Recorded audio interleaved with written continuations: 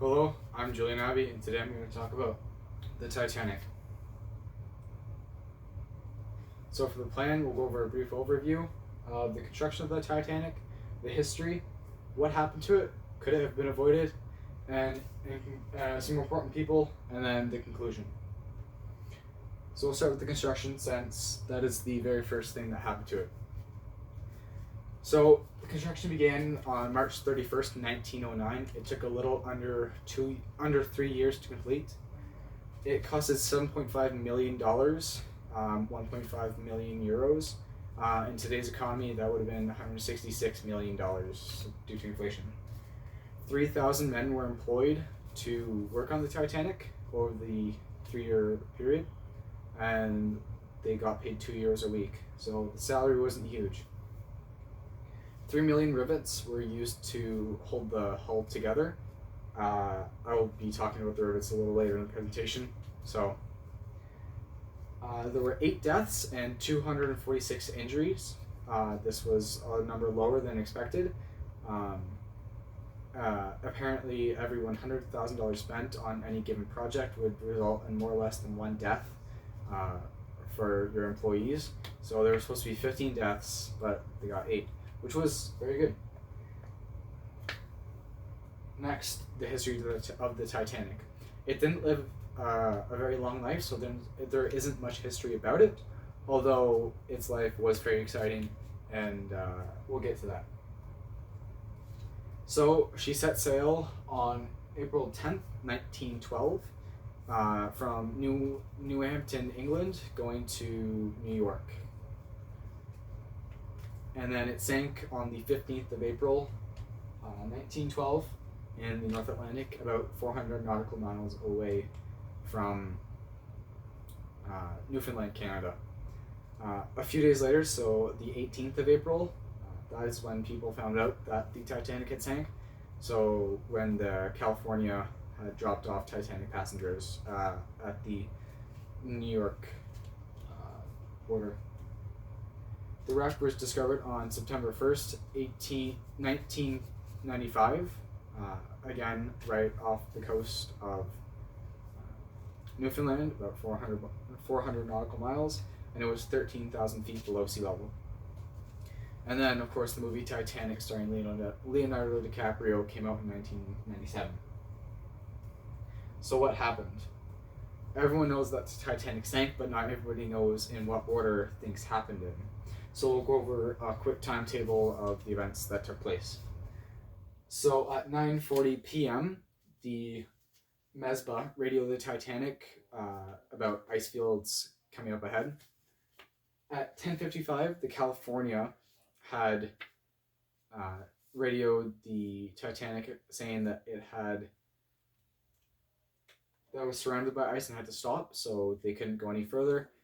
The Titanic radio man, so Jack Phillip, did not take well to this because they had been out of radio service for a long time, and passenger requests and inquiries had been backed up.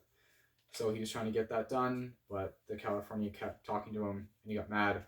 So he passed on the message to the bridge, but not with a whole lot of urgency, just kind of a passing message, not a, oh hey, we need to take care of this. At 11:40 p.m., the iceberg was spotted by the 2 men in the crow's nest, so Frederick Fleetman and Reginald Lee. They got put up there finally after the captain had gotten a few messages about ice warnings. The captain also took a more southern route, although kept going at his full speed, which was 22 knots.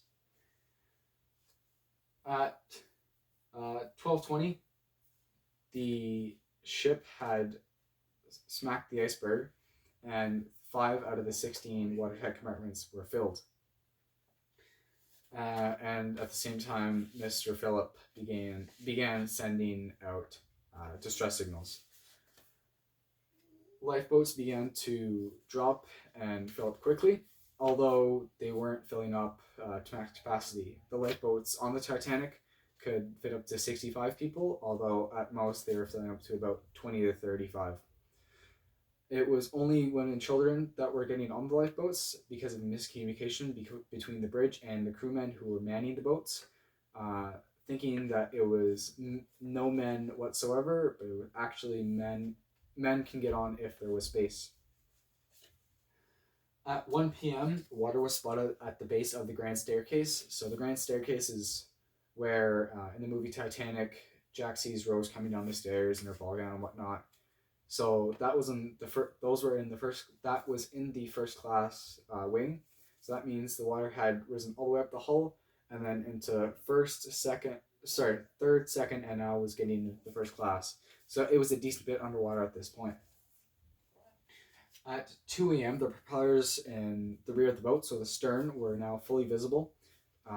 Men were still trying to get onto trying to get onto some of the lifeboats, although the crew were holding them off and firing guns sometimes. At 2:18, the Titanic snapped in half, and then 2 minutes later, it was completely gone and under the ocean. Sinking part 2. So lifeboats rode away quickly in fear of getting pulled down by the huge hull sinking, because when large objects sink, they bring things down with them. More than 1,500 people died. 700 of those people were the crewmen, and then 710 were mostly third-class passengers. Only 173 of the third-class passengers survived. Many people think it was because the third class weren't allowed on the lifeboats. This is untrue. It was mostly because word that the ship was sinking didn't spread fast enough to the lower decks, and also the lower third class decks were pretty complicated to navigate. So under pressure and a whole lot of stress, it's understandable that they would have gotten lost and stuck. At 3:30 a.m., the Carpathia, another boat that was in the area, arrived on scene and rescued the people who were in the lifeboats. When the lifeboats did return previously to the wreck of the Titanic, basically nobody was alive. Maybe a couple of people were saved. Lifeboat number 2 was the first to board the Carpathia. And then at 9 o'clock, the Carpathia resumed travels towards New York and arrived on the 18th. Now, could have been avoided. In short, yes. Why wasn't it? Well, because of shortcomings and budget cuts. So, double-walled hulls were an option at the time, although they weren't used since they thought that the 16 watertight compartments were enough, and also they wanted to keep construction cost down and construction time down to a minimum. Not only were the walls of the hull single walls, but also half of the 3 million rivets previously mentioned, were made of iron.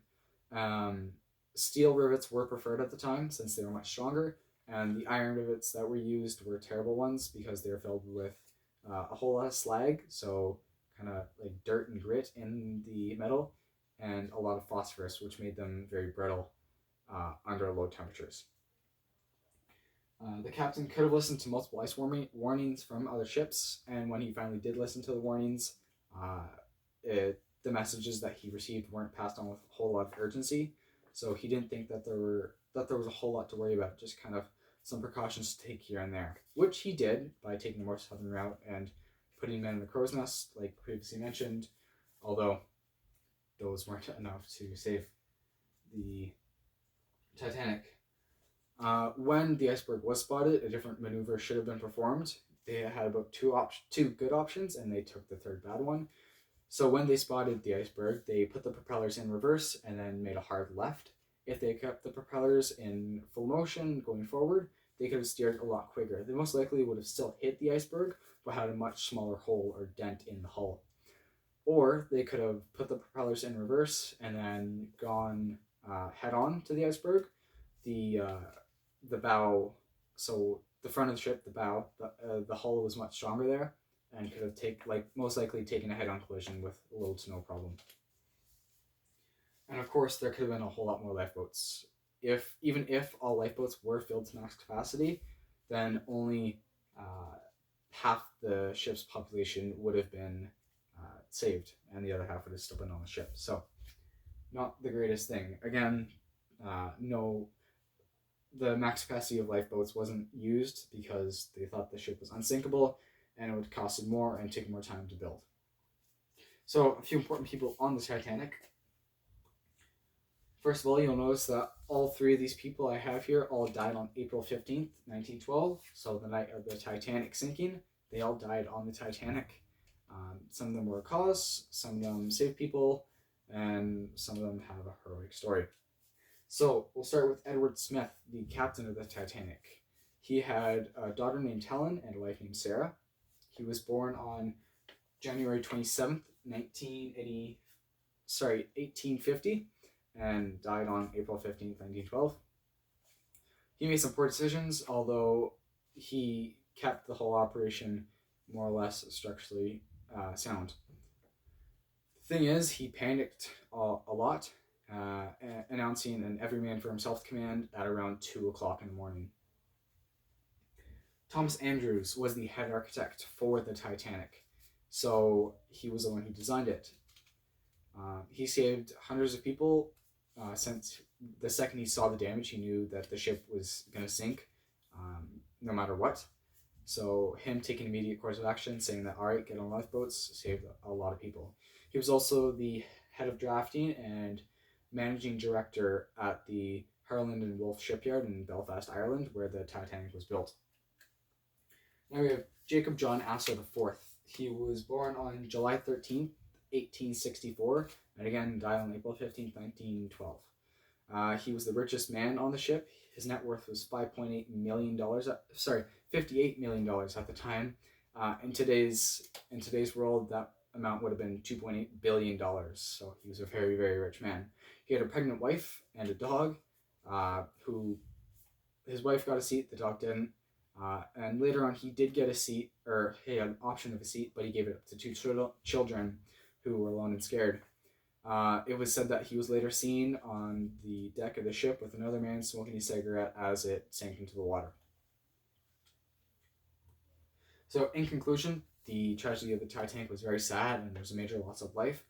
But due to the Titanic's mistakes, we can now prevent those in the future. So, today. Thank you for listening.